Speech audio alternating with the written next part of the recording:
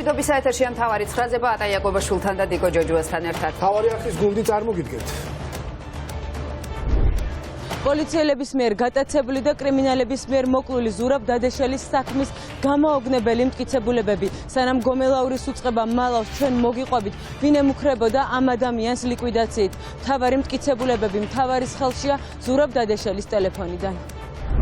ციხეშიგნიდან გაწდა. მოქმედმა პროკურორმა სისტემა ამხილა და საქართველო დატოვა. რამდენიმე წუთში ნახეთ ნეპოტიზმი, ჩაწყობილი საქმეები და სექსუალური ძალადობა უწყებაში, რომელიც წესით კანონის პირველი დამცველი უნდა იყოს.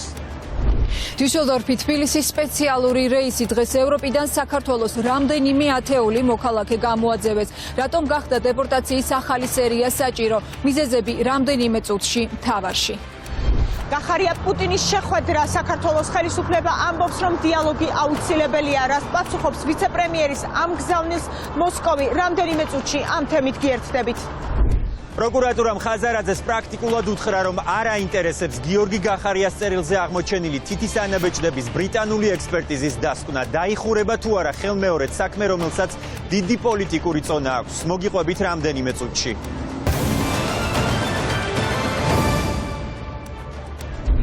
Გაცხრიანს მთავარი არხის მიერ მოპოვებული შოკის მომგვრელი მტკიცებულებით ხსნის. ჩვენს ხელშია მუქარის შემცველი SMS შეტყობინება, რომელიც ბიზნესმენმა ლევან ღონღაძემ ზურაბ დადეშელს მიწერა. გზავნილი ადრესატმა, სადაც მეგობარი მოკლით ემუქრება სადისტურ ანგარიშწორებამდე რამდენიმე დღით ადრე მიიღო. ეს იყო პირველი გზავნილი, რომელსაც მუქარის სერია მოყვა. პოლიციელების მიერ გატაცებული და კრიმინალების მიერ მოკლული დადეშელის და მთავართან დუმილს არღვევს, თუმცა არ აკონკრეტებს შეუკვეთა თუ არა გავლენიანმა ბიზნესმენმა მისი ძმის მკვლელობა. ჩვენ ჟურნალისტ მოკლულის გარემოცვის წევრი უყვება, რომ მეგობრებს შორის ურთიერთობა სისხლიან ანგარიშწორებამდე 2 კვირით ადრე უკიდურესად მას შემდეგ დაიძაბა, რაც დადეშელმა ბიზნესმენი ბეისბოლის ჯოხით ხაშურის ცენტრში სცემა. ბოლო დროის ერთ-ერთი ყველაზე ხმაურიან საქმესთან დაკავშირებით მოკლული დადეშელის ბიზნესმენი მეგობარი გამომძიებლებს არც კი გამოუკითხავთ.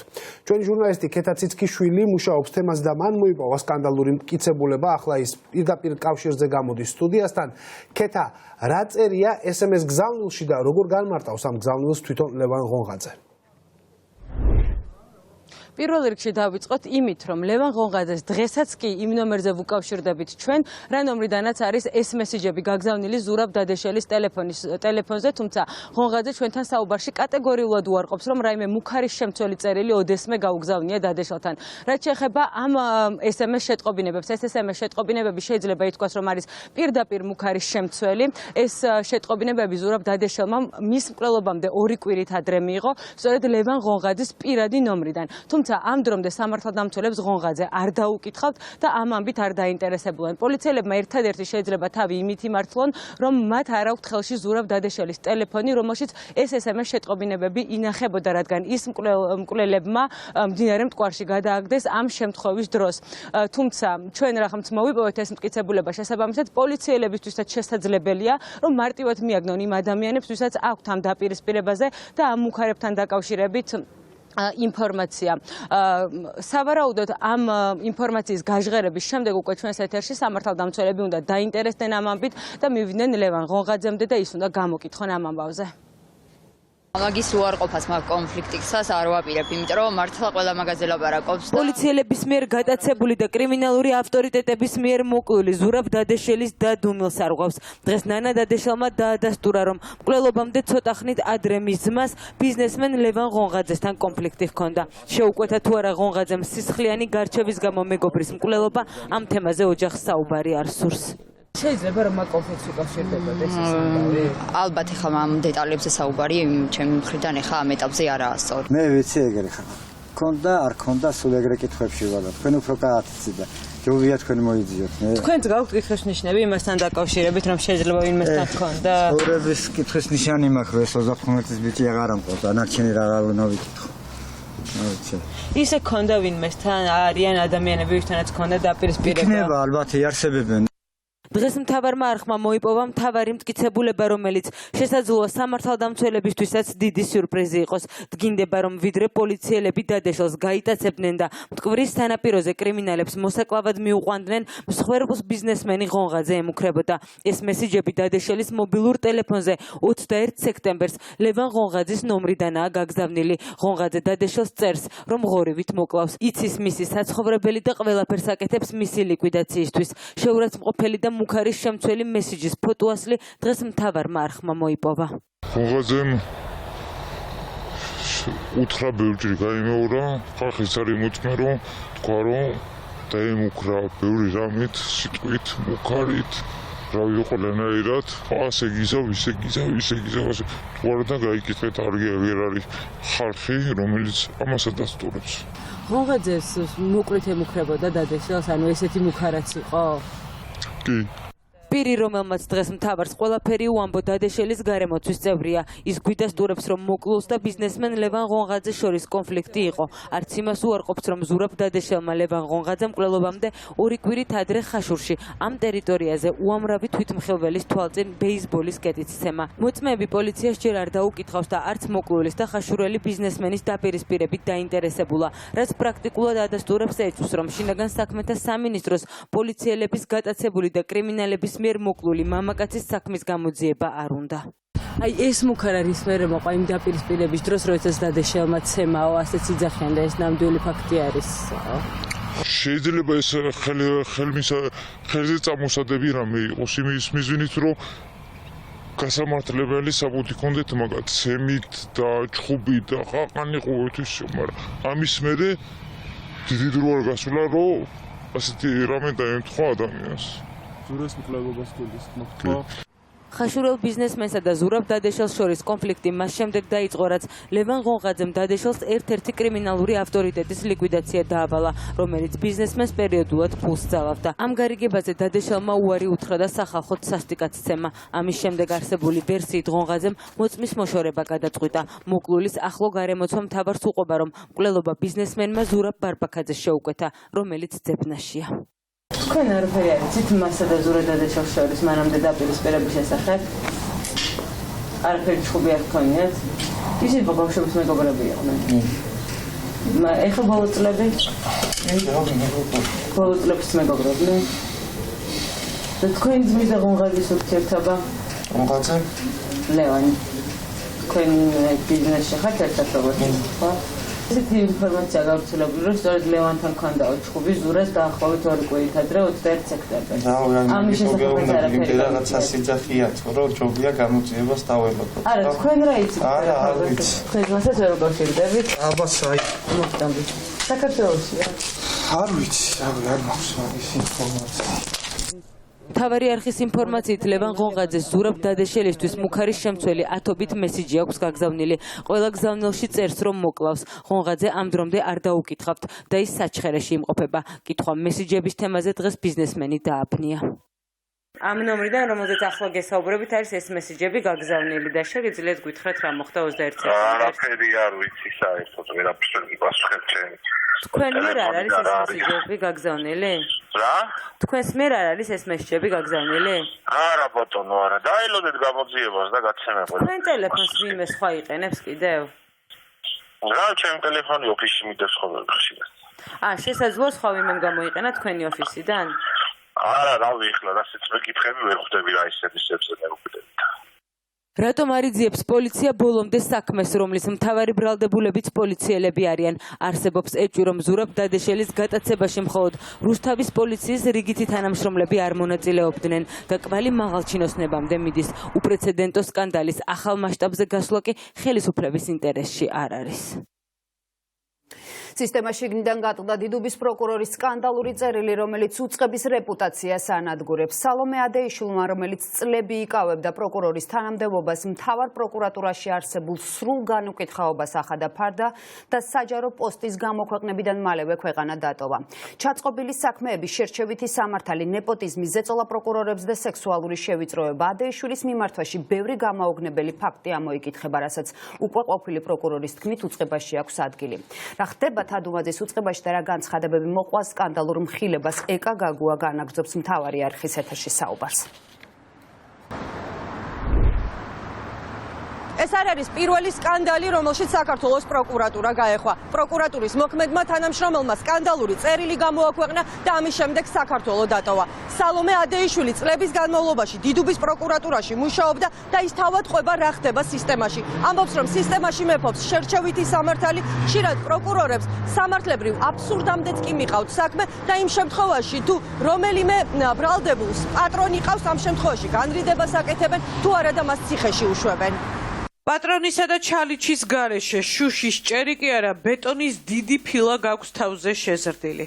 იმიტომ რომ შერჩევითი სამართალია. მსგავს საქმეებზე უპატრონოს პატიმრობას ითხოვ და პატრონიანს განრიდებას უფორმებ. იმიტომ რომ იქედან იმან დაგვირეკა და გთხოვა დაგვავალა სამართლებრივი აბსურდი. არ შეასრულებ? შენზე ცუდა დაისახება და როცა საჭირო იქნება გაგიხსენებენ. შეასრულებ? წლების მერე სხვა ხელმძღვანელობაა მოგიქექავს, რა უკანონობაზეც გაქვს ხელი მოწერილი და შენზე მაინც ცუდა დაისახება. იმიტომ რომ უშნო დახუნტრუცებული მამაკაცი მენეჯერის ბღლარძუნის გამო კარგი თანამშრომელი გოგონები ან სამსახურიდან მიდიან, ან უხმოდით მერენ. მოქმედი პროკურორის სკანდალურ წერილთან დაკავშირებით ჩვენ შეფასება ვთხოვეთ უმრავლესობის წევრებსაც მართველი გუნდის წარმომადგენლები ამბობენ, რომ ამ წერილს ჯერ არ იცნობენ, თუმცა თვლიან, რომ შესწავლის საგანია ეს ფაქტები. მე არ წამიკითხავს არც ეს სტატუსი, არ ვიცი არაფერი ამ ქალბატონის შესახებ. პირველად მესმის თქვენგან, არც ის ვიცი რატომ წავიდა პროკურატურიდან, უნდა კარგად მოვიძიო ინფორმაცია, ჩავიხედო რა ხდება და ამის შემდგომში უკვე გადავდგამთ შემდგომ ნაბიჯებს, იმიტომ რომ ეს თქვენ რასაც ბრძანებთ, რომ მან თქვა, ეს არის ძალიან სერიოზული ბრალდებები და ამ ბრალდებებს ბუნებრივია შესაბამისი მტკიცებულებებიც სჭირდება. საკმაოდ ვრცელ წერილში მოქმედი პროკურორი ნეპოტიზმის დაკვეთილი საქმეების გარდა წერს ასევე სექსუალურ შევიწროვებაზე, რომელსაც ადგილი აქვს სისტემაში. არასამთავრობო ორგანიზაციები და განსაკუთრებით ქალთა უფლებებზე მომუშავე არასამთავრობო ორგანიზაციები აცხადებენ, რომ ამ სისტემური დანაშაულის შესახებ მათ ინფორმაცია ადრეც ჰქონდათ, თუმცა შიგნიდან გამოსული მსგავსი ფაქტების შესახებ გაკეთებული განცხადება უკვე სრულიად სხვა იერსახეს იძენს და ისინი ამბობენ, რომ ამ ფაქტებთან დაკავშირებით აუცილებლად უნდა დაიწყოს გამოძიება. ჩვენ ვხედავთ მათ შორის გარკვეულ ადამიანებს ამ სისტემაში, რომლებიც გამოირჩევიან სიუხეში, გამოირჩევიან არაპროფესიონალიზმით, რამოდენიმე მათგანის ნახვა აქ გასაუბრების პროცესიც მოგვიწია და რა თქმა უნდა მათი კვალიფიკაცია ან მათი ეთიკური სტანდარტები ვერანაირ კრიტიკას ვერ უძლებდა. ალბათ შეგვიძლია ვივარაუდოთ, რომ სწორედ მსგავსი წუხილები ჰქონდა ამ ადამიანსაც და მოუწია ამიტომ სამსახურის დატოვება. თუ ეს ბრალდებები ნაწილიც კი რომ იყოს რეალური და დამტკიცებადი, ეს სერიოზული პასუხისმგებლობის საკითხებს გააჩენს პროკურატურასთან მიმართებაში. რა პრობლემებზე სალომე საუბრობს, ეს არის სისტემური პრობლემები. ეს არის პრობლემები მრავალმხრივი, მრავალგვარი, რომელიც როგორც ჩანს საქართველოს პროკურატურაში არის და აქვს სისტემური ხასიათი. ამას უნდა მოყოს რეაგირება, უნდა აუცილებლად დაიწყოს შესწავლა მთავარმა პროკურორმა მოკვლევა რა მდგომარეობა. მანამ სანამ თავად ქალები არიწყებენ საჯაროდ საუბარს, სამწუხაროდ აქტივისტები ან უფლებადამცველები მათ სათქმელს ვერ იტყვიან და გვაქვს იმედი, რომ ამ განცხადებას მოყვება რეალური ქმედებები და სისტემის შიგნით არსებულ პრობლემებზე საჯაროდ დაიწყებენ თავად ის ადამიანები, ვისაც სურთ, რომ სისტემაში შეიცვალოს ის დამოკიდებულებები, რაც ჩვენც გვსმენია, რომ არსებობს. როგორც უკვე გითხარით, მოქმედი პროკურორის სალომე ადეიშვილის საკმაოდ ვრცელი და სკანდალური წერილი ცოტა ხნის წინ გავრცელდა სოციალურ ქსელში. ჩვენ მოვიკითხეთ, სად იმყოფებოდა წერილის ავტორი და დავადგინეთ, რომ ამ ფაქტის გახმაურების შემდეგ მან საქართველო დატოვა. საიდუმლო დაკითხვა თემირლან მაჩალიკაშვილის საქმეზე. მთავარ პროკურატურაში პანკისის სპეცოპერაციისას ჩაცხრილული 19 წლის ახალგაზრდის საქმეზე სოსო გოგაშვილი დაიბარეს. სუსის უფროსის ყოფილი მოადგილე მკვლელობიდან 2 წლის შემდეგ დაკითხეს. ქართული ოცნების უშიშროების მაღალჩინოსნის გამოკითხვას თვეზე მეტი მალავდა ხელისუფლება, თუმცა მთავარ არხს ინფორმაცია თავად გოგაშვილმა დაუდასტურა. ჩვენთვის ასევე ცნობილი გახდა, რომ გამომძიებლებმა გამოკითხეს სუსის მაშინდელი ხელმძღვანელი და ახლა შინაგან საქმეთა მინისტრი ვახტანგ გომელაური და ანტიტერორისტული ცენტრის ხელმძღვანელი ირაკლი ჩიმაკაძე. კონფიდენციალური წყარო მთავარს უყვება, რომ ხელისუფლება პანკისის სპეცოპერაციის საქმეში წერტილის დასასმელად ემზადება. ჩვენმა ჟურნალისტმა მაკა ჩიხლაძემ გაარკვია სუსის მაღალჩინოსნების დაკითხვის და თემირლან მაჩალიკაშვილის საქმის დეტალები. მაკა, თუ არის ცნობილი, რა შედეგს დადებს გამოძიება, ანუ როგორი იქნება ამ ხმაურიანი საქმის ფინალი? პატა, მთავარ არხს მთავარი პროკურატურიდან კონფიდენციალური წყარო ეუბნება, რომ უკვე ეს საქმე არის დასრულებულად გამოცხადებული და დახურულად და რამდენიმე დღეში უკვე მედიისთვის და საზოგადოებისთვის ღიად გახდება ცნობილი ამის შესახებ. ასევე იგივე წყარო გვეუბნება, რომ მხოლოდ ფორმალური ხასიათი ჰქონდა იგივე ვახტანგ გომელაურის და სოსო გოგაშვილის დაკითხვას, რადგან უკვე წინასწარ შეიძლება ვთქვათ, რომ ამავე წყაროზე დაყრდნობით, რომ არც ერთი ყოფილი და მოქმედი მაღალჩინოსნის პასუხისგებაში მიცემა მაჩალიკაშვილის საქმეზე არ არის დაგეგმილი. ჩვენი წყარო რომ სანდოა და მასზე დაყრდნობა შეიძლება, ეს არაერთხელ უკვე ამაში ერთხელ დარწმუნდა უკვე მთავარის მაყურებელი და ასე ამ კონკრეტულ შემთხვევაში. სწორედ ამავე წყარო მოგვეწოდა ინფორმაცია იმის თაობაზე, რომ დაახლოებით ერთი თვის წინ მთავარ პროკურატურაში იმყოფებოდნენ დაკითხვაზე გომელაური და გოგაშვილი. ხელისუფლებას როგორც ცნობილია, ამის შესახებ ინფორმაცია არ გაუჟღერებია, მხოლოდ მას შემდეგ გახდა ეს ინფორმაცია ოფიციალურად დადასტურებული, რაც გუშინ მთავარმა არხმა აღნიშნული ამბავი გააჟღერა. სოსო გოგაშვილი თემირლან მაჩალიკაშვილის მკვლელობის საქმეზე 19 წლის ახალგაზრდას ლოგინში ჩაცხრილვიდან 2 წლის თავზე დაკითხეს. პროკურატურას გოგაშვილთან კითხვები მხოლოდ მას შემდეგ გაუჩნდა, რაც ის სუსის გავლენიანი მაღალჩინოსნის პოსტს დაემშვიდობა. დაკითხვაზე სოსო გოგაშვილი სექტემბრის დასაწყისში მიიყვანეს და ეს ინფორმაცია ხელისუფლებამ დამალა. როგორ ფიქრობ, სოსო გოგაშვილი რატომ არ დაიბარეს? თითქმის 2 წელი გავიდა ამ ხნის განმავლობაში დაკითხვაზე. საუბრობ კოლეგასთან. არ მაქვს სურვილი, რომ მთავარ არხს ვესაუბრო იმ დროს, როდესაც ჩემს კოლეგას ვესაუბრებ. თუ ამ თემაზე არ გიდათ თავად? არ არსებობს თემა, რომელზეც პრობლემა მაქვს რაიმე საუბრის. ყველა საკითხთან დაკავშირებით მაქვს ჩემი პოზიცია და არგუმენტი. ხავს მოგუშლით მუშაობა. ასე რომ ტექნიკური შესვენება არის ტექნიკური მიზნებისთვის. არ არის საჭირო. ტექნიკური შესვენება არის ტექნიკური მიზეზებისთვის და ხავს მოგუშლით რა, განვიხილავთ საკითხებს. ქართული ოცნების ლიდერს ანდრიო ხანაშვილს გოგაშვილის დაკითხვასთან დაკავშირებით შეკითხვა ჩვენ გუშინ დავუსვით. ფაქტმა ივანიშვილის პარტიის წევრი იმდენად გააღიზიანა, რომ საკომიტეტო მოსმენის დარბაზიდან ჩვენი გაძევება მოითხოვა. სწორედ ამის გამო გახდა ხელისუფლება იძულებული დღეს უკვე ოფიციალურად დაედასტურებინა დამალული ამბავი, რომ გოგაშვილი მაჩალიკაშვილის საქმეზე დაკითხეს. წელიწადი და 10 თვის მერე გოგაშვილის დაკითხვაზე დაბარება ეს არის სასაცილო. საწოლში ჩაცხრილული 19 წლის თემირლან მაჩალიკაშვილის მამა მთავარი არხისგან გაიგო, რომ პროკურატურამ თაროზე შემოდებული საქმე ჩამოიღო და დაკითხვების სერია დაიწყო. სანდოწყარო პროკურატურიდან გვიყვება, რომ ფორმალური პროცედურა დასრულებულია და მალე მთავარი საგამოძიებო უწყება გამოძიებას დასრულებულად გამოაცხადებს. მაჩალიკაშვილის მამა მოითხოვს, რომ ხელისუფლებამ ბოდიში მოიხადოს, აღიაროს, რომ უდანაშაულო შვილი მოუკლეს და დასაჯოს ლიკვიდაციის ბრძანების გამცემი და შემსრულებელი. ამ ხელისუფლებას იმის ნებას არ მიუცემ, რომ ერთი გოგაშვილი დაეკითხოს, ერთი გოგაშვილი ციხეში ჩასვან და ამით დამთავრდეს. ჩიმაკაძეც, გოგაშვილიც კიდე ბევრნი არიან დასაკითხი და ციხეში ამოსალპობი და პლუს ის სპეცრაზმელები, რომელიც იყო შესული თემირლანთან 3 სპეცრაზმელი. პროკურატურამ მაჩალიკაშვილის საქმეზე სულ 3 მაღალჩინოსანი დაკითხა.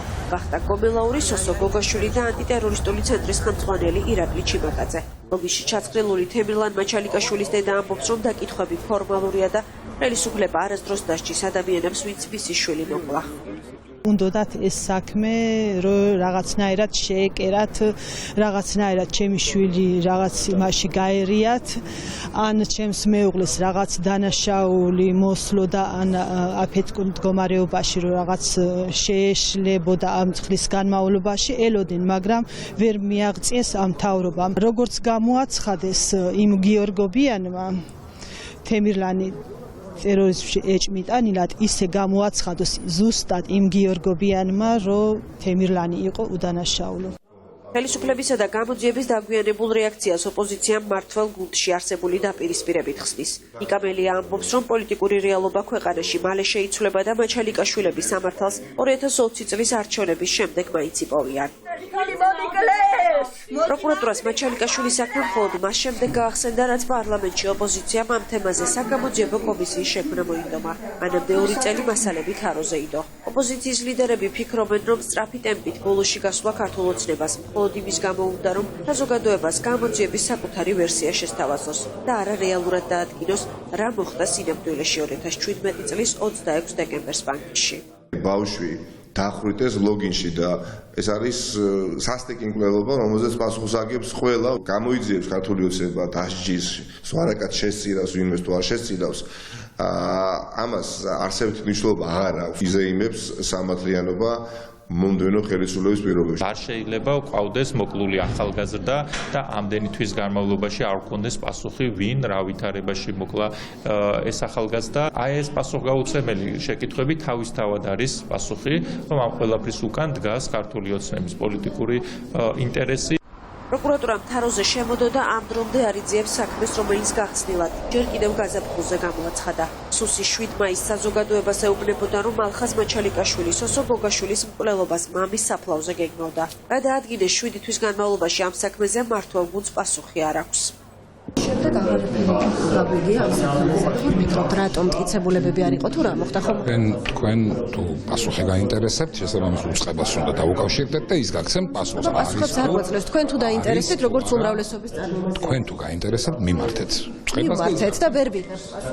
მთავარი არხისგან თავის დასაღწევად მათიკაშვილიც დახმარებას ითხოვს. ისი დავალებით ჩვენს კამერას კომიტეტის დარბაზს ატოვებინებენ.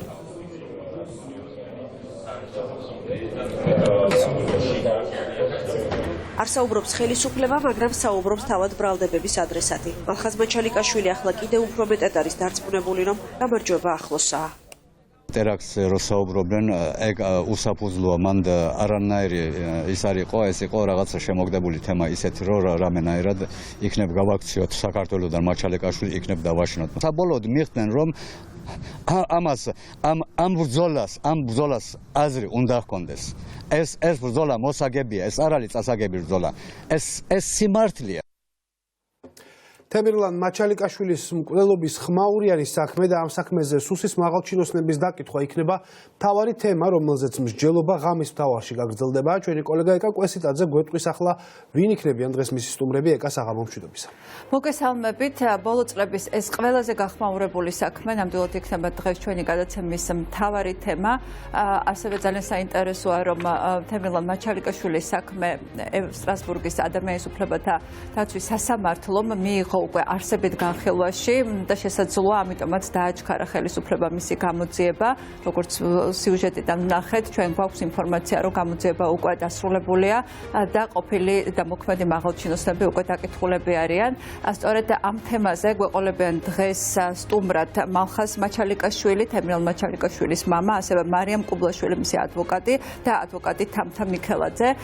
ამ თემაზე დავიწყებთ ჩვენ საუბარს, ასევე ჩვენი გადაცემის ერთ-ერთი მთავარი თემა იქნება ის სკანდალური წერილი, რომელიც დღეს გამოქვეყნდა ყოფილი პროკურორის სალომე ადეიშვილის მიერ, რომელიც საქართველოში უკვე აღარ არის. ის ჩვენი ინფორმაციით არის ამერიკაში და ყვება ძალიან მნიშვნელოვან ამბებს თუ რა ხდება მთავარი პროკურატურის შიგნით.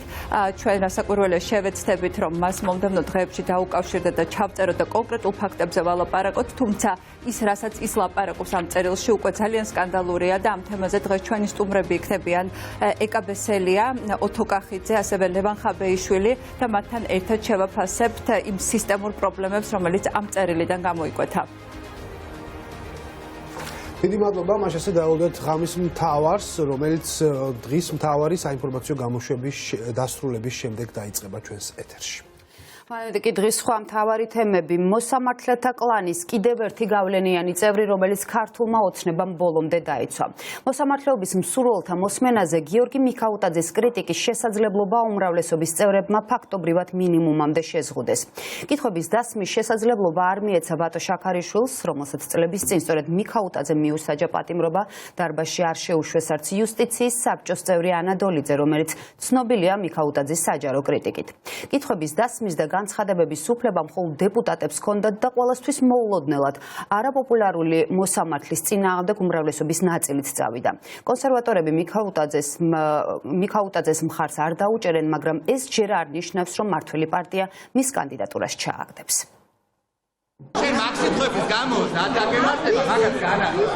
ყოფილ თანაგუნდელებს შორის სიტყვიერი დაპირისპირება მას შემდეგ დაიწყო, რაც კომიტეტის თავმჯდომარემ სხდომაზე საგანგებოდ მისულ ვატო შაქარიშვილს გიორგი მიქაუტაძისთვის კითხვის დასმის უფლება არ მისცა. შაქარიშვილს მიქაუტაძისთვის უნდა ეკითხა, რატომ გაუშვა ციხეში 2012 წელს საპროტესტო ანტისახელისუფლებო აქციაში მონაწილეობის გამო. სხდომათა დარბაზში ვითარება რამდენიმე წუთის განმავლობაში იმდენად დაძაბული იყო, რომ საქმეში მანდატურების ჩართვა გახდა საჭირო.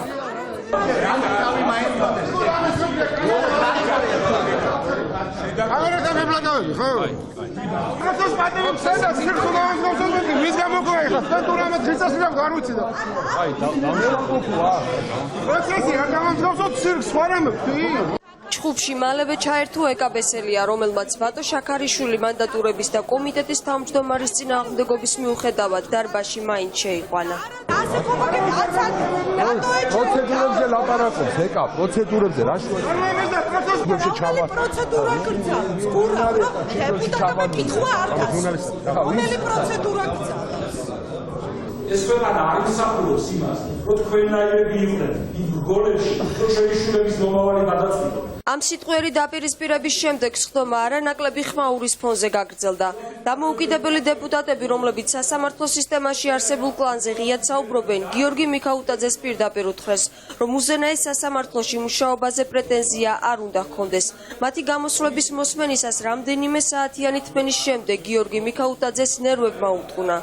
ჩვეულებრივი შანტაჟისტები იყავით. ის კლანი, რომელსაც თქვენ წარმოადგენთ, ეს არის კლანი, რომლის ამოცანაც არის დააშანტაჟოს პარლამენტი, დააშანტაჟოს ქართველი ხალხი და ამის ხარჯზე მიიღოს თანამდებობები. უტიტრობა და ყველაფრის კადრებლობა არის ჩემთვის ორი ყველაზე მიუღებელი რამ ამ ქვეყანაზე.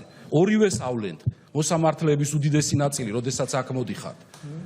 თქვენ საზოგადოებას შეურაცხყოფას აყენებთ. თქვენ კი არ გაყენებთ საზოგადოებას შეურაცხყოფას.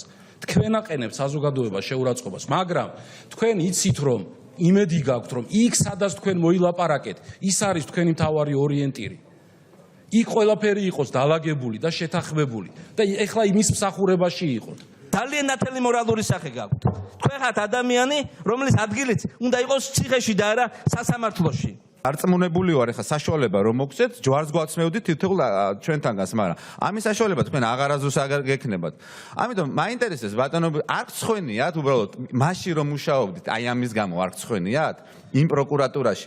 მე იყავით ჩვეულებრივი შემსრულებელი, აი ზონდერ მოსამართლე იყავით, არ გეწყინოთ, მაგრამ მართლა ასე იყო. ძალიან მარტივი არის რომ რაღაც დეპუტატის გამოხატვის თავისუფლებას ამოფარებულმა მიაყენო შეურაცხყოფა, ვისაც გინდა და რა ფორმითაც გინდა, ეს თქვენი არჩევანია, ეს თქვენი შეფასებები არის და მე არ დავიწყებ ახლა თქვენი ცხოვრების განხილვას ისე როგორც თქვენ ჩემსას იხილავთ. კითხვის დასმის უფლება დღეს საკრებულოს დეპუტატის გარდა იუსტიციის უმაღლესი საბჭოს არამოსამართლე წევრსაც ჩამოართვეს. ანრი ოხანაშვილმა დარბაზში არც ანა დოლიძე შეუშვა და მოსამართლეობის კანდიდატის გამოსვლის აივნიდან მოსმენა შესთავაზა. იუსტიციის უმაღლესი საბჭოს არამოსამართლე წევრმა კითხვები მიქაუტაძეს აივნის ნაცვლად პარლამენტის ეზოდან დაუსვა. აპარატმა მიიღო გადაწყვეტილება, რომ ეს ხდომაზე არ დავეშვი. და არ დავეშვი სავარაუდოდ, იმიტომ რომ დისკომფორტი არ შექმნოდა გიორგი მიქაუტაძეს, რომელიც აკვარიუმში ყავთ ახლა იქ შიგნით. რამდენად დღესაც ვთვლის, რომ მისი საუკეთესო მეგობარია მისი კურსელი ვანო ზარდიაშვილი. რამდენად არის მისთვის ავტორიტეტი მიხეილ ჩინჩალაძე. როგორ გძნობს თავს იმასთან დაკავშირებით, რომ თან ატარებდა კონკურსს და თან იყო კონკურსანტი. რამე ახალი ხო არა აქვს იმ სისხლის სამართლის საქმესთან დაკავშირებით, სადაც იგი არის ერთ-ერთი ფიგურანტი. აი ყველა ეს კითხვები მინდოდა მე დამესვა. მოსამართლეებისთვის შექმნილი მაქსიმალური კომფორტი საპარლამენტო უმრავლესობას შესაძლოა პოლიტიკურ დისკომფორტად ექცეს. გამორიცხული არ არის დეკემბრის პოლიტიკური კრიზისი პარლამენტში კიდევ ერთხელ ისევ მოსამართლეების სიის გამო განმეორდეს. დღეს ქართული ოცნება კონსერვატორების ლიდერმა ღიად თქვა, რომ გიორგი მიქაუტაძე ახლა უკვე ახალი ხელისუფლების მძევალია და მას მხარს არ დაუჭერს. თქვენ მე დამაჯარიმეთ 177,000 ლარი. თქვენ მიპასუხეთ ახლა საბაგო ამონაწერით ბრალი წამიყენეს და ჩემი საბაგო ამონაწერი არ მიიღეთ მტკიცებულებად. რითი ხამწვენებზე, სხვადასხვა ეტაპებზე, პროცესს თავის ეტაპები აქვს და იცით ეს თქვენ. გქონდათ სხვადასხვა რეგლამენტი დაწესებული იმ გარემოებიდან გამომდინარე. ეს სახლი გამიყიდეს ბატონო გიორგი, თქვენი გადაწყვეტილებით თქვენ არ გახსოვთ, მაგრამ მე და ჩემ ოჯახს კარგად გვახსოვთ.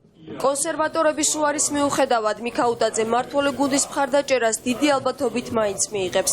ქართული ოცნების დეპუტატებმა ტრადიცია არც დღეს დაარღვიეს და კანდიდატს მოქმედი და წინა ხელისუფლების პირობებში არსებული სასამართლო სისტემის შედარებითი დახასიათება მოთხოვეს.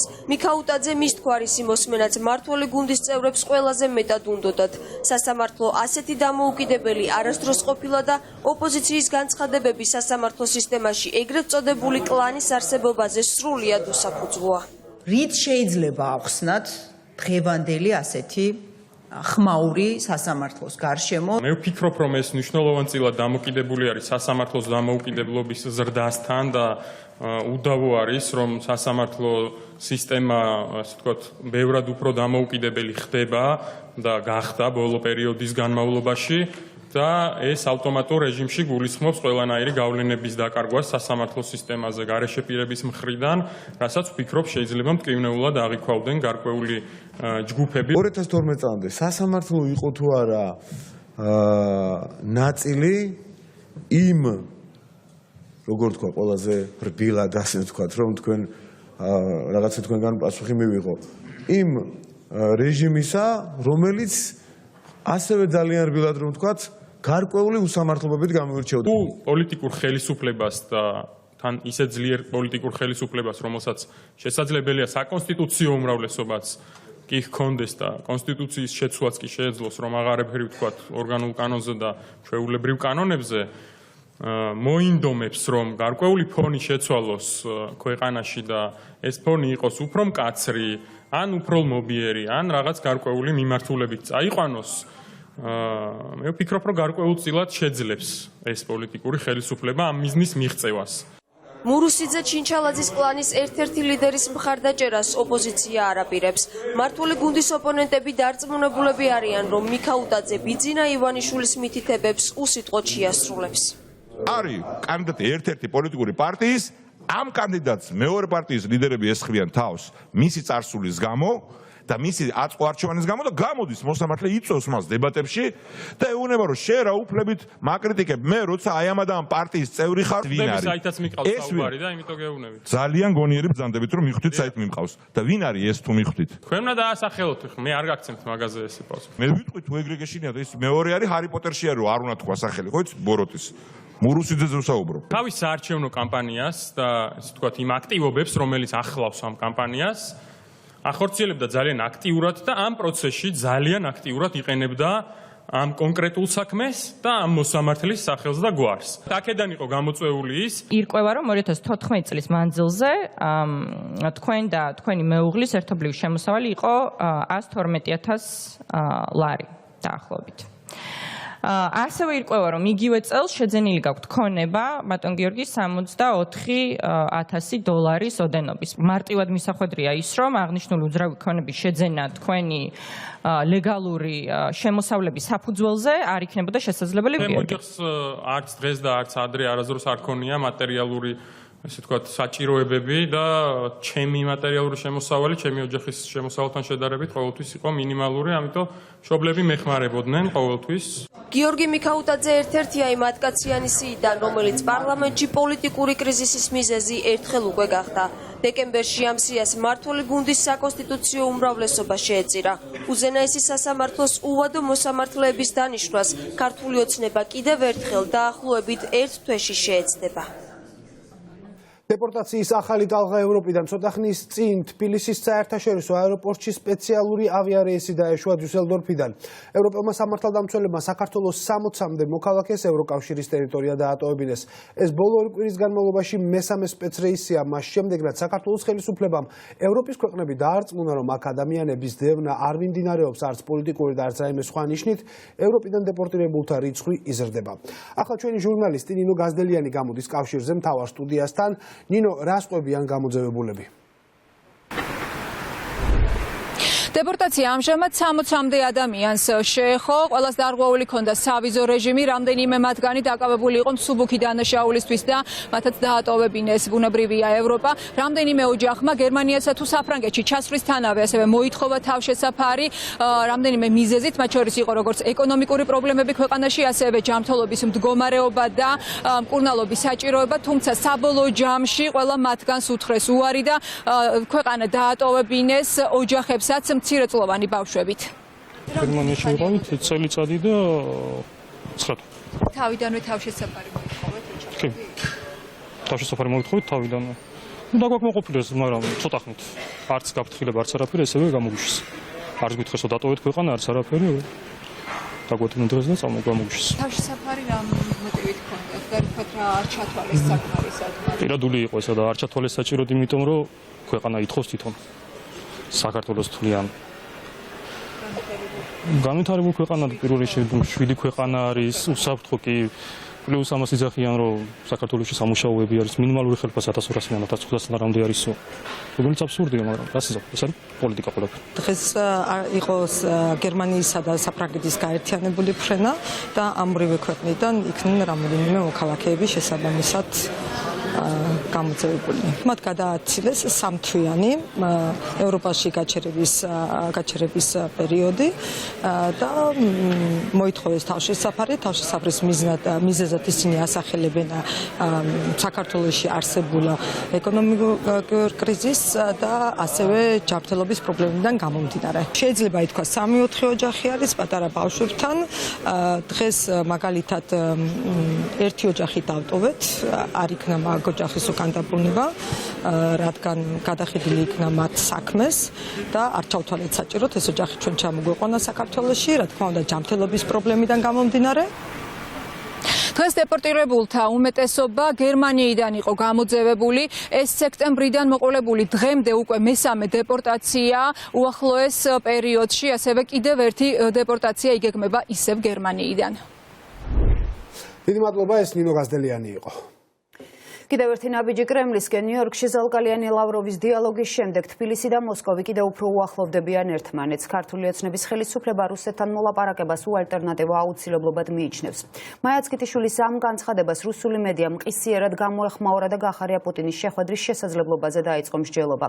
ოპოზიცია თბილისში შოქშია. ქართული ოცნების ოპონენტებისთვის გაუგებარია, რა შედეგი შეიძლება ჰქონდეს პუტინთან ერთ-ერთზე მოლაპარაკებას. თავად მთავრობის მეთაური კი განმარტებებს არ აკეთებს. გიორგი ხარიამ დღეს ჟურნალისტებთან ურთიერთობასაც თავი არიდა. ნინო სამყურაშვილი მუშაობდა თემაზე, რომელიც ახლა მთავარ სტუდიასთან გამოდის კავშირზე. ნინო, კონკრეტულად რა საფრთხეს ხედავს ოპოზიცია გახარია პუტინის შეხვედრაში?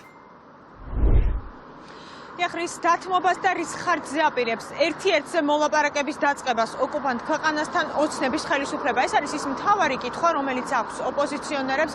ხელისუფლების ოპონენტები ამბობენ, რომ ის ფონზე, როდესაც ცოცავი ოკუპაცია ასე აგრესიულად და ინტენსიურად მიმდინარეობს, ჩნდება არაერთი კითხვა, თუ რა გეგმა აქვს საქართველოს ხელისუფლება. ოპოზიციაში ამბობენ, რომ შესაძლოა ეს გადაწყვეტილება და პირისპირ ახლა ამ მომენტში საუბარი და დიალოგი ქვეყნისათვის საბედისწერო აღმოჩნდეს. დღეს კი ქართული ოცნების ხელისუფლება ღია დალაპარაკდა იმაზე, რომ დიალოგს ალტერნატივა არ აქვს და რომ მოლაპარაკების დაწყება რუსეთის ფედერაციასთან არის აუცილებელი. ქართული ოცნების ლიდერები ამბობდნენ დღეს იმასაც, რომ ამ ეტაპზე მზადება უმაღლესი დონის შეხვედრის არ მიმდინარეობს, მაგრამ ის, რომ პრემიერ გიორგი გახარიასა და ვლადიმერ პუტინს შორის შეხვედრა უნდა გაიმართოს, ამას ქართული ოცნების ლიდერები დღეს არ უარყოფდნენ. შეხვდება თუ არა გახარია პუტინს, ამ სათაურით დაიწყო დილა რუსეთის სამთავრობო მედიამ. რუსული პრესა მთავარ აქცენტს ვიცე-პრემიერ მაია ცკიტიშვილის კომენტარზე აკეთებს, რომელმაც დღეს ქართულ ჟურნალისტებს უთხრა, რომ რუსეთთან დიალოგს ალტერნატივა არ აქვს.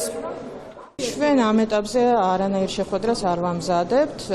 ამ დონეზე და პუტინის და გახარიას შეხვედრა ამ ეტაპზე არ განიხილება, მაგრამ როდესაც ჩვენ საუბრობთ ზალკალიანის და ლავროვის შეხვედრაზე და ზოგადად იმაზე, თუ უნდა თუ არა ვისაუბროთ ჩვენ რუსეთთან, იმ მხარესთან, ვისგანაც ჩვენ გვაქვს დღეს ოკუპირებული ჩვენი ტერიტორიები, დიალოგს ალტერნატივა არ აქვს, ჩვენ ამაზე არაერთხელ ვისაუბრია, თუმცა გახარიას და პუტინის შეხვედრა არ მზადდება და არ განიხილება. მე ვერაფერს გეტყვით, რა დონეზე უნდა იყოს წარმართული ეს დიალოგი, ამაზე რა თქმა უნდა გუნდი იმჟელებს.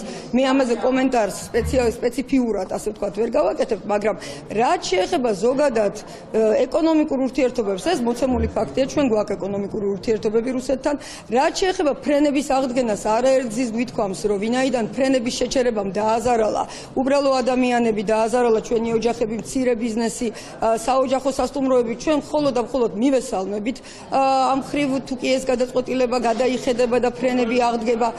საქართველოსა და რუსეთის ხელისუფლება ერთმანეთს გზავნილებს დღეს პრესის საშუალებით გადასცემდა. მაია ცქიტიშვილის ფრაზას, რომ დიალოგს ალტერნატივა არ აქვს, რუსეთის საგარეო საქმეთა მინისტრის მოადგილის კომენტარი მოხდა. რია ნოვოსტის სერგეი ლავროვის მარჯვენა ხელმა ანდრეი რუდენკომ უთხრა, რომ თბილისი და მოსკოვი ჯერ კრიზისამდელ ვითარებას უნდა დაუბრუნდნენ. თუ ეს ასე მოხდება, მოსკოვის საქართველოს მოქალაქეებისთვის სავიზო რეჟიმის გაუქმებასაც არ გამორიცხავს. საქართველოს მოქალაქეებისთვის სავიზო რეჟიმის გაუქმებაზე საუბარი ნაადრევია. აუცილებელია ურთიერთობებში კრიზისამდელ მდგომარეობას დაუბრუნდეთ. ვიზების გაუქმების საკითხი ივნისის მოვლენებამდე მუშავდებოდა, თუმცა თბილისში მომხდარი მკაცრი ანტირუსული პროვოკაციის საპასუხოდ რუსეთმა გარკვეული შეზღუდვები დააწესა ამ საკითხთან დაკავშირებით. საქართველოს ხელისუფლებამ დღეს თქვა, რომ პუტინი გახარიას შეხვედრის სამზადისი არ მიმდინარეობს, თუმცა მოლაპარაკებებში თბილისი პრინციპულ წინააღმდეგობას ვერ ხედავს. ქართული ოცნების ლიდერები ვიცე-პრემიერის მაია ცქიტიშვილის გზავნილის შემდეგ, რომ დიალოგს ალტერნატივა არ აქვს, უფრო გათამამდნენ და მოლაპარაკებების გამართვის აუცილებლობაზე ღიად ალაპარაკდნენ. რა თქმა უნდა, დიალოგს ალტერნატივა არ აქვს. თუმცა ის რომ შეხვედრა უნდა შედგეს, მე ამაზე არ მსმენია, არ მაქვს ინფორმაცია. კი, შეხვედრები აუცილებელია. ფორმატი, რომელიც არსებობს, კარასიმის აბაშიძის ფორმატი, მე ხა ინდივიდუალურად არავისთან არაფერი საწინააღმდეგო არ მაქვს, თუმცა პრობლემის მოგვარებაზე, როდესაც საუბრობთ, აუცილებლად უნდა გადაიდგას ნაბიჯები იმისთვის, რომ რაღაც რეალურად შევძლოთ სიტუაციის გამოსწორება და კონკრეტული ნაბიჯების გადადგმა. არ არის აუცილებელი, არსად არ წერია, რომ რახან მინისტრები შეხვდნენ, იმ შემდეგი შეხვედრა უნდა იყოს პირველი პირები. ერთჯერადი შეხვედრა იყო, ნახოთ მომავალში, ასე ვთქვათ, როგორ გაგრძელდება ეს ურთიერთობა, მაგრამ ასეთი რამ არ იგეგმება. გავრცელდა ინფორმაცია, რომ შესაძლოა არ იგეგმება ასეთი რამ არ იგეგმება. ინო ბურჯანაძე მოსკოვიდან თბილისში რამდენიმე დღის წინ დაბრუნდა. ერთიანი საქართველოს დემოკრატიული მოძრაობის ლიდერი შეხვდა ყველას, ვინც საქართველოსთან ურთიერთობების საკითხებს წყვეტს. პარლამენტის ყოფილი თავმჯდომარე ამბობს, რომ რუსეთის ხელისუფლება მოლაპარაკებებისთვის მზად არის და ახლა საქართველოს მთავრობის პასუხს ელოდება. შემიძლია ვთქვა, რომ იქ მზაობა არის როგორც უმაღლეს დონეზე შეხვედრის. და ეს პუტინმა ჯერ კიდევ მარგველაშვილის პრეზიდენტად არჩევის დროს განაცხადა და რამდენჯერმე გაიმეორა. ასევე მზაობა არის ფრენების აღდგენასთან დაკავშირებით. მე კატეგორიულად არ დავეთანხმები ჩვენი მინისტრის განცხადებას იმასთან დაკავშირებით, რომ ეხლა რუსეთის მხარეს არის, ესე ვთქვათ, ბურთი ამ ფრენების აღდგენის გადაწყვეტილებასთან დაკავშირებით, იმიტომ რომ ყველა დონეზე მე დამიდასტურეს, რომ მზაობა არის, როგორც კი ქართული მხარიდან გადაიდგმება ადეკვატური ნაბიჯი და განცხადება კეთდება ის კი არა რომ გაეხარდებათ თუ რუსეთი ნაბიჯს გადადგამს, არამედ განცხადება გაკეთდება რომ საქართველოს ეს ჭირდება რუსულ-ქართულ ურთიერთობებს. რის ხარჯზე აპირებს ოკუპანტ ქვეყანასთან ერთ-ერთზე მოლაპარაკებების დაწყებას საქართველოს ხელისუფლება, ეს არის მთავარი კითხვა, რომელიც ქართულ ოცნებასთან ოპოზიციას აქვს. ხელისუფლების პოლიტიკურ ოპონენტებს აინტერესებს, როგორ ხედავს მოლაპარაკებების დაწყების რესურსს თბილისი, მაშინ როდესაც მოსკოვი ცოცავ ოკუპაციას განაგრძობს.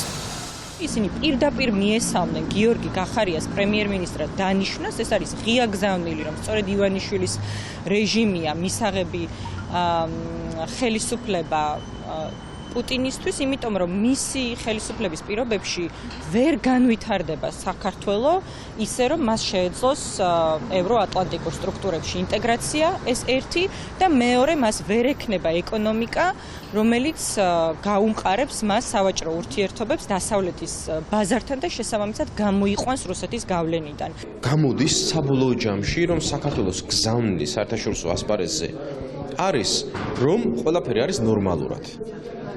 ასეთი მიდგომა ზოგადად ხელს უშლის აქტუალიზაციას ჩვენი პრობლემისა საერთაშორისო ასპარეზზე და მაგალითად როცა საოკუპაციო ხაზის გადმოწევა ხდება ამ საკითხს არ წამოჭრიან ხოლმე ცივილიზებული სამყაროს ლიდერები რუსეთის ლიდერებთან. პრემიერ-მინისტრმა გიორგი გახარიამ დღეს თბილისის აბრეშუმის გზის ფორუმი გახსნა, თუმცა მედიასთან არ გამოჩენილა. შესაბამისად უცნობი დარჩა რა გეგმა აქვს ქვეყნის პრემიერ-მინისტრს. ჩავა თუ არა ის მოსკოვში თუ ვლადიმერ პუტინს შეხვედრისთვის მზადყოფნა ექნება. მამუკა ხაზარაძე პროკურატურისგან მისთვის გაგზავნილი მუქარის წერილზე სასტრაფო გამოძიებას მოითხოვს. თადუმაძის უწყებაში წერილის ორიგინალის წარდგენიდან 24 საათში კი უწყებამ ფაქტობრივად დაანონსა, რომ საქმე მალე დასრულდება.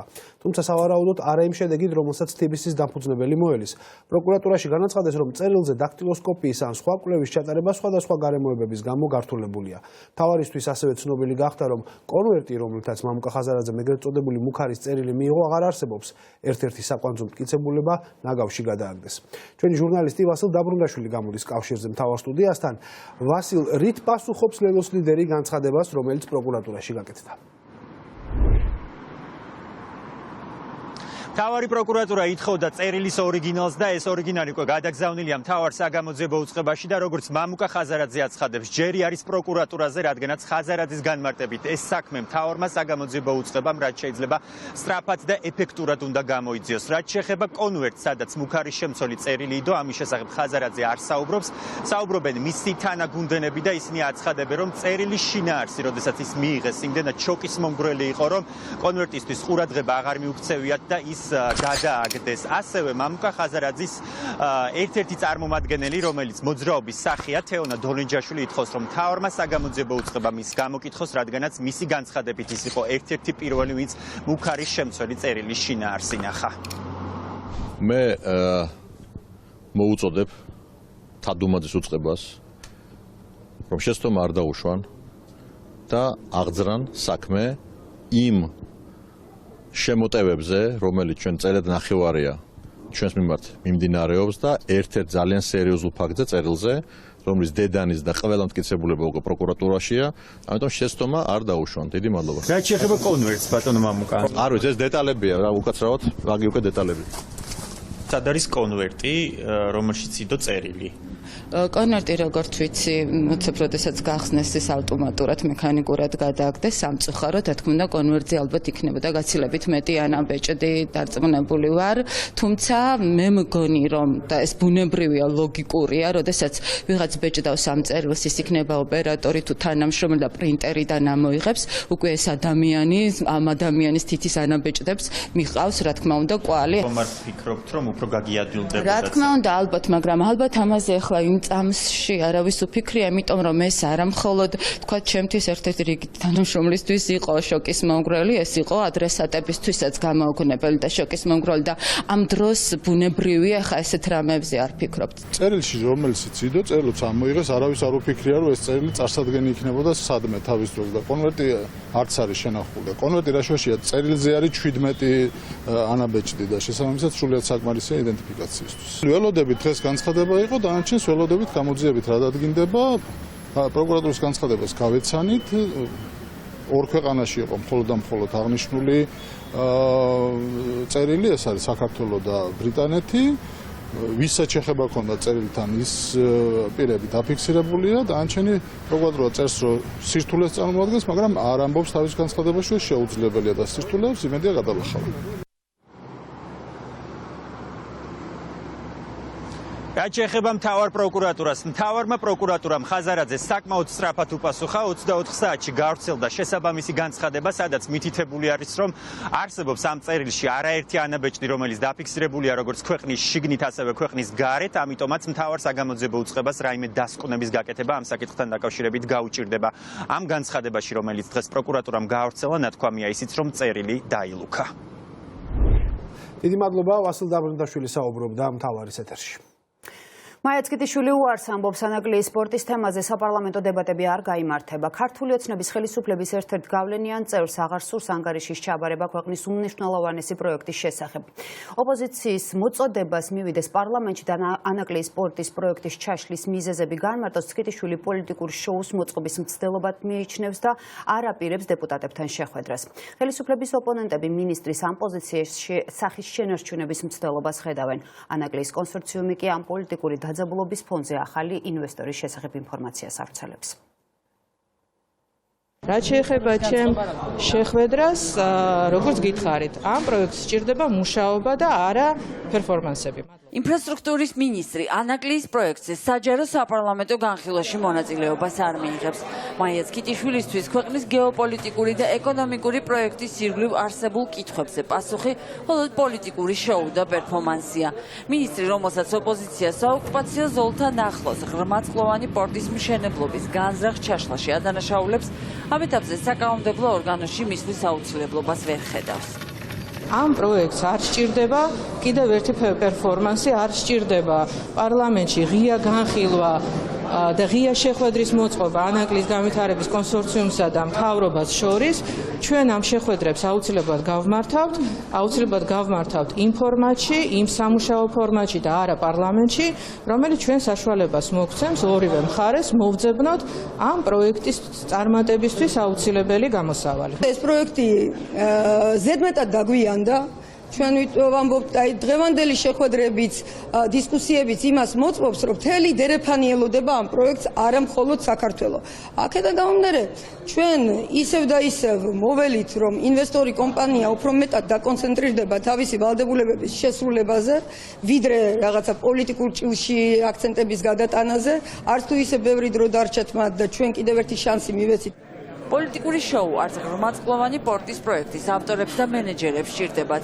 მინისტრის ცივი უარის მიუხედავად ანაკლიის კონსორციუმის ხელმძღვანელობა მზადაა პარლამენტში მაინც მივიდეს. ლევან ახვლედიანი ამბობს, რომ საზოგადოებრივი ინტერესი ამ საქმეზე იმდენად მაღალია, რომ საუკუნის პროექტის ირგვლივ შეკითხვები არ უნდა დარჩეს. თურმე პარლამენტში მისვლა ეს არის პერფორმანსი და შოუ, ეს არის აბსოლუტურად გაუგებარი პოზიცია, რამე თუ ანაკლიის სპორტი არის სახელმწიფოებრივი მნიშვნელობის პროექტი, მას აქვს სერიოზული პრობლემები და არა სატელევიზიო დებატებში, არამედ სწორედ იქ უნდა გაერჩეს ეს საკითხი, მოხდეს პრეზენტაცია, სრული პრეზენტაცია პროექტის დღიდან დაწყებისა, თუ რა გზა გაიარა და მიეცეს დეპუტატებს საშუალება, ჩვენ არჩეულ პარლამენტს მიეცეს საშუალება, რომ გამოკვლეულ იქნას ის მიზეზები, რა მიზეზებითაც დღეს ვართ ჩვენ ამ მდგომარეობაში, რაშიც ვართ. პოლიტიკური ასე ვთქვათ, შოუს მოწყობა ჩვენს ინტერესებშიც არ შედის. აქ არის ჩვენ თუ მივალთ, ჩვენ გვინდა რომ იყოს ეს საქმიან გარემოში და საქმიან ესე ვთქვათ ვითარებაში მივაწოდოთ ის ინფორმაცია, ის მნიშვნელოვანი ინფორმაცია საზოგადოებას. ჩვენ ვალდებულად ვძნობთ თავს, რომ თუ მოგვიწვევენ პარლამენტში, ან მოგვიწვიეს პარლამენტში მივიდეთ, იმიტომ რომ პარლამენტი არის უმაღლესი ასე ვთქვათ საკანონმდებლო ორგანო, რომელიც თუ დაინტერესდება ამ პროექტის და ამ პროექტის დეტალები ჩვენ უარის თქმის, ასე ვთქვათ, არ ვთვლი რომ უარის თქმის უფლება გვაქვს. ხუმრობა და პერფორმანსი მაიაცკიტიშვილს შეუძლია თავის გუნდთან გამოიყენოს. ინფრასტრუქტურის მინისტრის განცხადებას დამოუკიდებელი დეპუტატების მხრიდან მწვავე პროტესტი მოჰყვა. განმარტებებს სკიტიშვილისგან ოპოზიცია ცელოდა, რადგან ოცნების მოწინააღმდეგეები მიიჩნევენ, რომ ხელისუფლება ერთის მხრივ ანაკლიის პროექტს კლავს, მეორეს მხრივ კი პოზას ინარჩუნებს, რომ პორტის აშენებით თავადაა დაინტერესებული. ერთი მხარე ამბობს, რომ მიშლის ხელს სახელმწიფო, მეორე მხარე ამბობს, რომ მეორე მხარემ უბრალოდ ფული ვერ მოიზიდა. და ფინანსები ვერ მოიზიდა. ჩვენ გვაინტერესებდა რეალურად ინფორმაცია. ქალბატონმა მაიამ ხუმრობები შემოინახოს საკუთარი მთავრობის წევრებისთვის.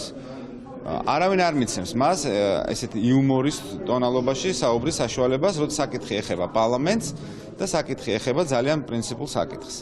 თუ ეხუმრება ქალბატონ მაიას, შეუძლია ეხუმროს პარლამენტის თავმჯდომარეს ან თავიანთ წარმომადგენლებს. ღია ომი აქვს გამოცხადებული პოლიტიკურ ხელმძღვანელობას ივანიშვილის მეთაურობით ამ პროექტის ავტორების და მენეჯერების წინააღმდეგ პოლიტიკურ თვალსაზრისით, ხო?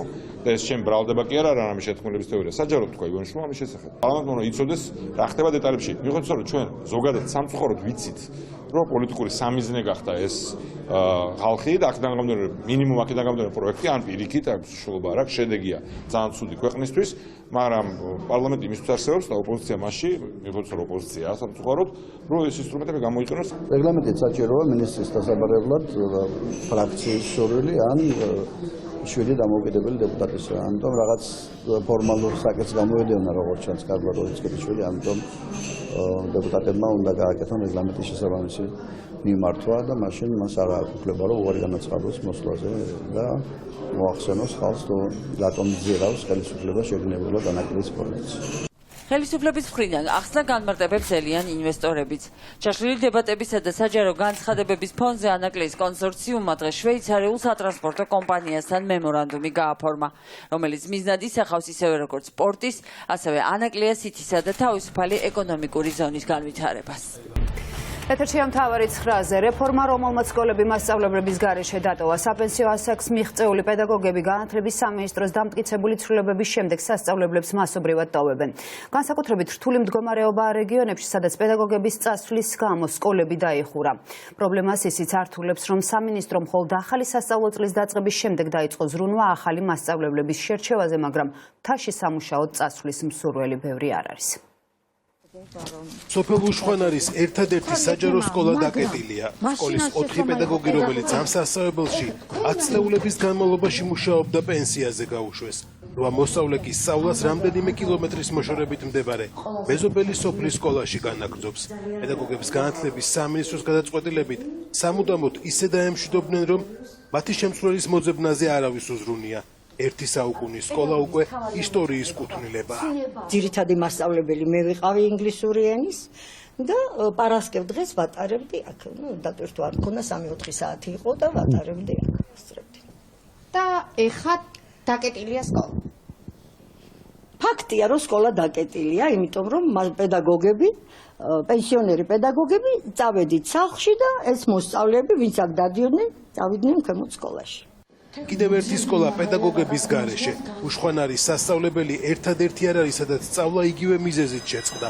სოფელ ლატალში ფიზიკის გაკვეთილებს მათემატიკის მასწავლებელი ატარებს. რუსულს კი ინგლისურის პედაგოგი ასწავლის. ლატალის სკოლიდან 7 პედაგოგი პენსიაში გაუშვეს. ეს კი საკმარისი მიზეზი აღმოჩნდა იმისთვის, რომ მოსწავლეები გაკვეთილების გარეშე დარჩენილიყვნენ. ცდილებული ვიყავი შიგნით გავანაწილეთ.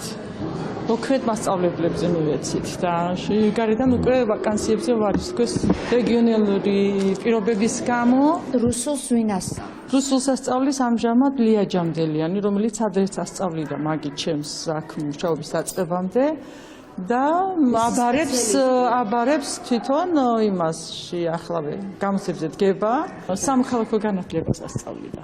რამდენი საგანში ცდება გაკვეთილი? მათემატიკის გარდა არსად მათემატიკა ცდება. ხო, არა, მასიურად არ ცდება, ქალბატონო. ცდება იქ ცდება 2 კლასში. მე-10-ში და ხო, მე-10 მე-11. მე-10 მე-11 მე-12-ში. კი ბატონო. მაგრამ იქაც ნაწილობრივ არ იჩაგრებიან ბავშვები ეს? კი, იჩაგრებიან. გამსვლელი ან უმაღლეს სასწავლებელში ჩასაბარებელი საგანია. ამ ხნის განმავლობაში გაკვეთილი მე მოვა და გეუბნება, როცა მოულენ, აუნაზღაურებენო მეუბნებიან და ახლა როგორც რასაც მეუბნებიან, იმას გეუბნები მეც. ამ გადაწყვეტილებაზე ღიად საუბარი სკოლის ხელმძღვანელებს არ სურთ. რონეთის ამ სოფლებში ყველა მიცის, რომ მოსწავლეები დიდი პრობლემის წინაშე დგანან. როდის მოძებნიან ახალ პედაგოგებს, ჯერ არავინ იცის. ამ ეტაპზე ვაკანტურ ადგილებზე მხოლოდ კონკურსია გამოცხადებული. თუმცა სვანეთში მასწავლებლობის მსურველი არ ჩანს. ფიზიკას მათემატიკის მასწავლებელი ატარებს. ვაკანსია გამოცხადებულია და მანამდე მასწავლებელს აქვს შეთავსებული და ატარებს. ჩვენ მშობლები ჩავწერეთ და თქვენ გიცდება. არა, ხო, ცდებოდა, ვაკანსია იყო გამოცხადებული და შემდეგ მათემატიკის მასწავლებელს შეითავსა. მე საჩუქრად მოხვედით, ისეთი აგრესიულად შემოხვედით, რომ ნამდვილად სურვილი არ მაქვს, რომ გიპასუხოთ. მე დავიწყე პასუხების გაცემა და თქვენ აქეთ შემომეკამათეთ. ძალიან გთხოვთ, ასეთი აგრესიული ჩემთან არ თქვენ შეგითხარით, რომ ტარდება გაკვეთი. გადაწყვეტილება განათლების სამინისტრომ რეფორმის ფარგლებში მიიღო. ასაკოვანი მასწავლებლები პენსიაში გაუშვეს და მათი შემცვლელის მოძიება შემდეგ დაიწყეს. ბატიაშვილის რეფორმამ პრობლემები ამის გამო შექმნა. მოზარდები იმ საგნებს ვეღარ სწავლობენ, რომელიც ეროვნულ გამოცდებში სავალდებულოდ ჩასაბარებელია. ამჟამად მაღალ კლასებში აღარ ტარდება, ანუ მე-12-მდე აღარ ტარდება მე-9-დან მე-12-მდე. ეს დღეები აღარ ტარდება. მათემატიკის გაკვეთილი. არის ჩაგრებიან რამდენი? ნუ რა თქმა უნდა, აი გამოცხადებულია ეს დღეები, ანუ გუშინ 1-2 დღე არ ტარდება და გამოცხადდა ვაკანსია და მოვა შემცვლელი, მანამდე ტარდებოდა. გაუსაძლისი აქ მუშაობა ნამდვილად ძალიან ძნელია ესეთ მდგომარეობაში, რამდენი წლის სკოლა არის უკვე ეს, რა ვიცი. სვანეთის ამურ სოფელში გაკვეთილები რომ არ ტარდება ეს განათლების სისტემის მხოლოდ ერთი პრობლემაა. მოსწავლეებს დარჩენილ მასწავლებლებთან სწავლა სიცოცხლის რისკის ფასად უწევს. საკლასო ოთახებში ჭერიდან ბათქაში ცვივა, წყალი ჩამოდის და კედლები ინგრევა. უკვე არაერთი წელია სკოლის ადმინისტრაცია შენობის რეაბილიტაციას ითხოვს, თუმცა მათ არავინ უსმენს. გაუსაძლის მდგომარეობაშია ქალბატონო, ხედავთ რომ საშინელი წერია, გახეთქილია, დაბზარულია, რა დროზე რა მოხდება, გაკვეთილის მსვლელობის პერიოდში აქეთ იყო ჩამოწეული, აქეთ იჯდნენ ბავშვები, ჩამოცვიუდა ბათქაში და თავში დაეცა, მოგვივარდნენ მშობლები, აგვაწიოკეს, არ ვიცი რა დროს რა მოხდება, ჩამოვცვიუდება, უფრო მეტი ნაწილი რო ჩამოვარდეს და ვთქვათ და უბედური შემთხვევა მოხდეს. მაშინ პასუხისმგებლობა ისევ და ისევ დირექტორს და ჩვენ ხომ რა თქმა უნდა და რამდენჯერმე წერილებით მივმართეთ აგერ ჩვენს ადგილობრივ გამგეობას ზევით მერიასაც არის დაპირებები გარემონტდება გაკეთდება დღემდე შედეგი არაფრის არ არის ძიმე პირობების გამო სასწავლო პროცესი გართულებულია. ზოგჯერ უსაფრთხოების გამო პედაგოგები იძულებული არიან მოსწავლეებს გაკვეთილები ეზოში ღია ცის ქვეშ ჩაუტარონ. თუმცა სვანეთში მალე აცივდება და მოუწევთ სწავლა ისევ რისკის ქვეშ გააგრძელონ. საკლასო ოთახებში სადაც ჭერი ყოველ წუთს შეიძლება ჩამოიშალოს. კარგი ბიჭი ხარ, ძალიან კარგი ბიჭი ხარ, გიგი. ოჩა. დედის მიერ მოკლული 7 თვის ჩვილის მამა მოსამართლემ დღეს აღკვეთის ღონისძიების გარეშე დატოვა. სოფელ აღაიანში დატრიალებული ტრაგედიის შემდეგ პროკურატურა მიხეილ დვალიშვილს არასრულწლოვანთან სექსუალურ კავშირს ედავება. გამომძიებლები ამტკიცებენ, რომ ქორწინების მომენტში დვალიშვილის მეუღლე, რომელიც ახლა ჩვილის მკვლელობისთვის იხდის სასჯელს, არასრულწლოვანი იყო. შვილმოკლული მამის ოჯახი ამტკიცებს, რომ ეს ინფორმაცია არ ჰქონდათ, თუმცა ბრალდების მთავარი დასაყრდენი ამ საქმეში სავარაუდოდ თავად მკვლელი დედის ჩვენებაა. მიხეილ დვალიშვილს სასამართლო აღკვეთის არც ერთი ღონისძიება არ შეუფარდა. არასრულწლოვანთან სექსუალურ კავშირში ბრალდებულის მიმართ პროკურატურა 5,000 ლარიან გირაოს ითხოვდა, თუმცა მოსამართლემ შუამდგომლობა არ დააკმაყოფილა. გასაჩივრების ვადა 48 საათი არის და აღნიშნულ ვადაში ბრალდების მხარე მიმართავს აუცილებლად თბილისის სააპელაციო სასამართლოს გორის რაიონის სასამართლოს განჩინების გასაჩივრების მიზნით. ჩვენ დავაყენეთ ასევე შუამდგომლობა აღკვეთი ღონისძიების გარეშე, რომ დარჩენილი იყო ჩვენი დაცვის ქვეშ ყოფი. სასამართლომ ჩვენი შუამდგომლობა გაითვალისწინა, მიიღო მხედველობაში ის გარემოებები, რომ მიხეილ დვალიშვილის მხრიდან არ ყოფილა არც მიმავლის საფრთხე, არც ახალი დანაშაულის ჩადენის საფრთხე და არც მოწმეებზე ზემოქმედების საფრთხე. არასრულწლოვანთან სექსუალური კავშირის მუხლით ბრალი მიშა დვალიშვილს დილით წარუდგინეს. შვილმოკლულ მამას გამოძიება უმტკიცებს, რომ ყოფილი მეუღლის ასაკი მან თანაცხოვრების დასაწყისშივე იცოდა. თავად ბრალდებული ბრალს არ ეთანხმება.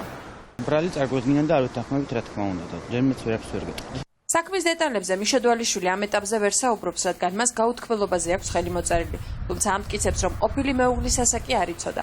ამავე პოზიციაზე არიან მისი ოჯახის წევრებიც. ბრალდებულის მამიდა დეტალურად იხსენებს, როგორ მოხდა მისი ძმისშვილის დაოჯახება. მანან დვალიშვილის ინფორმაციით გოგონა მიშა დვალიშვილს დიდი ხნის განმავლობაში ატყუებდა, რომ დედისგან ძალადობის მსხვერპლი იყო და ოჯახში არ დაბრუნდებოდა. მამიდის ინფორმაციით ყოფილი რძალი თვითმკვლელობითაც იმუქრებოდა, თუ მიშა ცოლად არ მოიყვანდა. შეწოდების მიზნით შემოიყვანა სახლში, რადგან დედას გამოექცა და დედის გამო სახლში აღარ დაბრუნდებოდა და თუ მიშოცოლად არ მოიყვანდა, თავს მოიკლავდა, შეეცოდა შემოიყვანა სახლში, თვითონ გამოიქცა ქუთაისიდან, დახვდა დიდუბეში, შემხვდიო და მერე უკან აღარ დაბრუნდა ცოცხალი თავით. თავისები ჩამოვიდნენ, დედამისმაც თვითონვე წავიდა მეორე დღეს წაიყვანა ქუთაისის პოლიციაში და სავარაუდოდ ჩააწყო საქმე. ჩვენ ოჯახში დაეტოვებინა თავისი შვილი. არასრულწლოვანი რო იყო ეს ოჯახმა არ იცოდა. მხოლოდ მერე გავიგეთ, როცა დედამ მოაკითხა. და დედამ გითხრა, რომ ეს იყო არასრულწლოვანი, მაგრამ იმას არ წაიყვანდა. ეს იყო მთავარი, რომ დედამ აიძულა ის ბავშვი რა ყველაფერში მე თუნდაც აი ესე ჩავთვლიდი, რომ დედამ გააკეთებინა ეს ყველაფერი ამ ბავშვს. Ამ ინფორმაციის დამადასტურებელი მტკიცებულებების მოპოვებას ადვოკატი ახლა დაიწყებს. დვალიშვილის დამცველი გეგმავს ყველა იმ მოწმის გამოკითხვას, ვინც რამდენიმე წლის წინ მიშა დვალიშვილის დაოჯახების ფაქტ შეესწრო. იმისთვის, რომ დვალიშვილის ყოფილი მეუღლის პოზიციის გაბათილება შეძლონ. ერთ-ერთი მთავარი ჩვენება საქმეში სავარაუდოდ სწორედ ყოფილ ცოლს ეკუთვნის. ჩვენ გამოვკითხავთ მოწმეებს მოსოფლის მოსახლეობას და დავადასტურებთ, რომ კანონთან კონფლიქტში ყოფი არასრულწლოვანი ტყუის და ის ასევე საკუთარ სასამართლოზე ტყუოდა. ან მარტივად რო აგიხსნათ იმ შემთხვევაში, თუ ჩემი დაცვის ყოფი გამტყუნდება, მას ელოდება 7 წელი თავისუფლების აღკვეთა და 7 წლის შემდეგ შეიძლება რომ საკუთარი მოკლული შვილის საფლავზე გავიდეს. და იმ არასრულწლოვანს, რომელმაც მოკლა საკუთარი შვილი, მიესაჯა 6 წელი თავისუფლების აღკვეთა და თუ სურვილი ექნება 6 წელში შეუძლია გავიდეს საკუთარი შვილის საფლავზე, რომელიც თავად მოკლა. ანუ ეს არის ის სოციალური სამართლიანობა, რასაც დღეს საქართველოს პროკურატურა აწარმოებს. მიშა დვალიშვილის ყოფილი მეუღლე კი უკვე მსჯავრდებულია. 7 თვის შვილის განზრახ კვლევებისთვის მას სასამართლომ 6 წლით თავისუფლების აღკვეთა შეუფარდა. დაუცხოვეთის ახალი ამბები ნორვეგიის დედაქალაქში შეიარაღებულმა მამაკაცმა სასწრაფო დახმარების მანქანა გაიტაცა და ხალხში შევარდა. თავდასხმის შედეგად 2 ადამიანი, მათ შორის მცირეწლოვანი ბავშვი დაშავდა. ცნობილი ხდება, რომ პოლიციამ დაამნაშავის შესაჩერებლად ცეცხლი გახსნა, თავდამსხმელი დაჭრილია. დაკავების ოპერაციაში საპატრულო ვერტმფრენიც იყო ჩართული. ადგილზე ამ დრომდე სამართალდამცველები მუშაობენ, გამოძიება ტერაქტის ბრალდებით მიმდინარეობს. სირიაში თურქეთის სამხედრო ოპერაციის მიღმა ტერიტორიაზე ხვალიდან რუსეთის სამხედრო პოლიცია და სირიელი ჯარისკაცები შევლენ. ამ შედეგით დასრულდა სოჩში ვლადიმერ პუტინის და რეჯეპ ტაიპ ერდოღანის 6 საათიანი შეხვედრა. თურქეთის და რუსეთის პრეზიდენტებმა კონკრეტული გეგმა შეიმუშავეს. მხარეები თანხმდებიან, რომ აღიარებენ სირიის ტერიტორიულ მთლიანობას და დამასკოს მოუწოდებენ, რომ ქურდ სეპარატისტებთან დაიწყოს დიალოგი ტერორისტული აქტების საფრთხეების ასაცილებლად. Human Rights Watch ბაქოში აქციის დარბების გამო აზერბაიჯანის ხელისუფლებას აკრიტიკებს და დაკავებული მონაწილეების გათავისუფლებისკენ მოუწოდებს. ორგანიზაციის განცხადებით, ხელისუფლება ფიზიკურად გაუსწორდა მომიტინგეებს და მათ უკანონო პატიმრობაში ამყოფებს. აქციის 62 დაკავებული მონაწილეიდან პოლიციამ 48 გაათავისუფლა, 14 საქმე კი სასამართლოს გადასცა. აზერბაიჯანში 19 ოქტომბერს გაერთიანებულმა ოპოზიციურმა ძალებმა და არასამთავრობო ორგანიზაციებმა ხელისუფლების წინააღმდეგ მიტინგი გამართეს.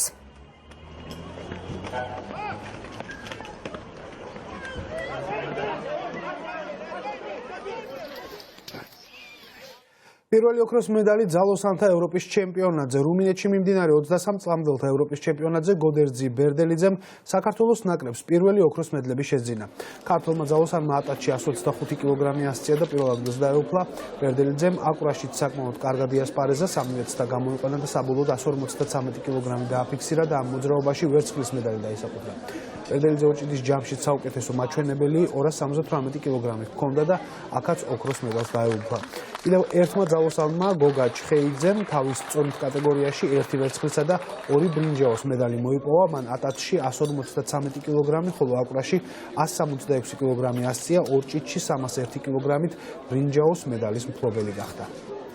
ძალიან მნიშვნელოვანი ტურნირი იყო ეს ჩემს კარიერაში. მე შევძელი გავხდარიყავი ჩემპიონი, გავხდარიყავი პირველი ქალი და ძალიან გამიხარდა ეს ყველაფერი ვეცდები ყველანაირად კიდევ ერთხელ ავაჟღერო ჩვენი ჰიმნი უცხო ქვეყანაში. შედეგი მართლა შტამბეჭდავია, დამაკმაყოფილებელია, თუმცა პირადად გეტყვით, რომ უფრო მეც ველოდი გუნდისგან, იქიდან გამომდინარე, რომ მეტი პოტენციალი გვაქვს. გულისხმობ გელაგზაალიშვილის გამოსვლას და ჩაგდებულ მსოფლიო ჩემპიონატს.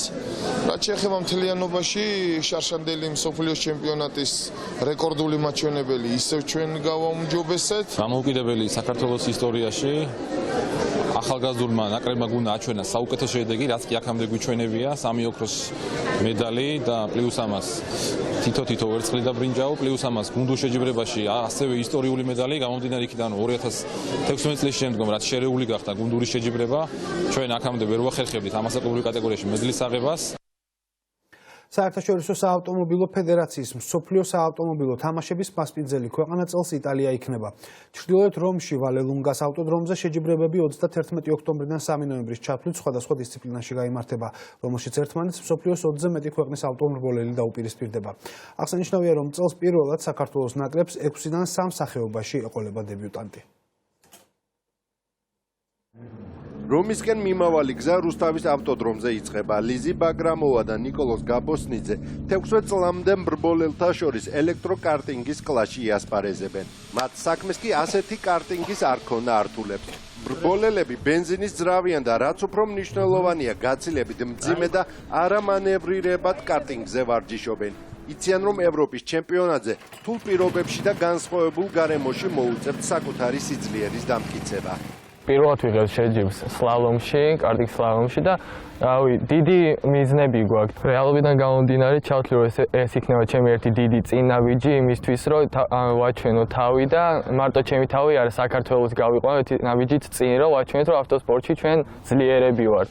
ლიზი ბაგრამოვა 15 წლისაა. რთული წარმოსადგენია რომ მან არჩევანი სპორტის ექსტრემალურ სახეობას დაუკავშირა. თუმცა თავადაც ამბობს რომ დიდი არჩევანიც არ ქონია. მამაც და ბაბუაც პროფესიონალი მრბოლელები არიან და ახლა იტალიაში საოჯახო საქმისა და ქვეყნის ღირსების დაცვაზე იფიქრებს. ინიციატორი იყო მამა ჩემი და ბაბუა ჩემი, იმიტომ რომ პროფესიონალი მრბოლელები არიან და ანუ ბავშვობიდან ამ სპორტში ვარ. მანქანა იქნება სრულიად განსხვავებული იმისგან რაც ახლა გვყავს. მოწინააღმდეგებით ძალიან ძლიერები არიან. 28 ქვეყანა იღებს მონაწილეობას და ძალიან რთული იქნება, მაგრამ უნდა შევძლოთ ეს. ნიკოლოზის და ლიზის კარტინგს ცვლიან. ვარჯიშისთვის მეორე კარტინგი ვერ მოიძებნა. თუმცა მათ საკმაოდ დიდი სტიმული აქვს. ისინი პირველები იქნებიან საქართველოსდან, ვინც FIA Motorsport Games-ში ასპარეზებენ. მათი მთავარი მოტივატორი კი ჯგუფის ხელმძღვანელი და საავტომობილო ფედერაციის ვიცე-პრეზიდენტი მევლუდ მელაძეა, რომელიც იტალიაში ყველაზე სანახაობრივი დრიფტის თასის დასაუფლებლად იასპარეზებს. ძალიან დიდი პასუხისმგებლობით უყურებ ამას ყველაფერს. რა თქმა უნდა, ძალიან მიხარია, რომ თაობა გვესდება კარგი და ესეთი მოწადინებული თვალებით უყურებენ ამას ყველაფერს და ანუ რა თქმა უნდა, ეს იქნება ჩემს ცხოვრებაში ყველაზე დიდი ჩანაწერი, რომ ესეთი გარღვევა მოვახდინეთ საქართველოსთან, ქართული ავტოსპორტი წარმოაჩინეთ სულთან საქართველოს. მელაძე გუნდის ყველაზე ასაკოვანი და ამავდროულად ყველაზე გამოცდილი წევრია. გერმანიისა და პოლონეთის დრიფტის ეტაპებმა მას უდიდესი გამოცდილება შემატა და აუცილებლობა მანქანა, რომელიც ვერანაირ კრიტიკას უძლებდა, თანამედროვე ტუნინგის მიღწევებით აღჭურვილიყო. მუტაცია განიცადა ჩემმა ბოლიდმა, ძალიან კარგად შეამჩნიეს, რაღაცები ამოეზარდა და საქართველოს დროშას შევეცადეთ, რომ არ შეხებოდა ეს ამონაზარდები ისე ყოფილიყო, მაგრამ კი ესეა, გაცილებით მძლავრია, გაცილებით მოქნილია უკვე ესეთი შეჯიბრებებისთვის. ჯერ კიდევ არ არის იმ სტანდარტის, რა თქმა უნდა, რაც იქ არის, რა მოთხოვნებიც იქ არის, მაგრამ უახლოვდებით უკვე. კიდევ ერთი სანახაობა, რომელშიც საქართველო იქნება წარმოდგენილი, დიჯიტალ კაფე იქნება და საქართველოს სახელით არჩილ ციმაკურიძე იასპარეზებს. ის ვირტუალურ ბოლაში შეეცდება ევროპას და უმტკიცოს, რომ საქართველოში ტექნიკის ახალი სიტყვა უცხო არაა. ამას შეეცდება გააკეთოს იმის მიუხედავად, რომ სრული აღჭურვილობიდან მხოლოდ თანამედროვე საჭი აქვს, არც სპეციალური სავარძელი და არც სტიმულატორი. რომში ვალელუნგას ავტოდრომზე შეჯიბრება 31 ოქტომბრიდან 3 ნოემბრის ჩათვლით გაიმართება და შესაძლოა ეს საავტომობილო სპორტის ოლიმპიურ სახეობად ქცევის პირველი ნაბიჯებიც იყოს. ვერა ივანიშვილი მამის კვალს მიყვება ოლიგარქის შვილმა ქველმოქმედება გადაწყვიტა და ბუნებისა და ტყეებისადმი განსაკუთრებული სიყვარული გამოავლინა. ვერამ ამაზონის ტყეების გადასარჩენად $1,100,000 გადარიცხა. თავის განცხადებაში ოლიგარქის შვილი წერს. დღეს სურს დავეხმარო ჩემს ბრაზილიელ მეგობრებს, ვინც ჩემსა და ამ კატასტროფას შორის დგანან. იმის მიუხედავად, რომ ათასობით მილის მოშორებით ვცხოვრობ, ჩემმა ბრაზილიელმა ფანებმა ისეთი მე მიიღეს, როგორიც ვარ. მეპყრობოდნენ უზადო სიყვარულითა და პატივისცემით, ოჯახის წევრივით. მსგავსი სიყვარულის სულისკვეთებით სურს დავეხმარო მათ რამდენადაც შემიძლია. ვიპოვე ორგანიზაცია, რომელსაც მჯერა შეუძლია ცვლილებები, მინდა გადავურიცხო მათ $1,100,000. ამაში შედის ჩემი მძიმე შრომით გამომუშავებული დანაზოგები და ჩემი ოჯახის წვლილიც. ერთად შეგვიძლია შეცვლა. გმადლობთ ღმერთმა დაგლოცოთ, წერს ვერა ივანიშვილი.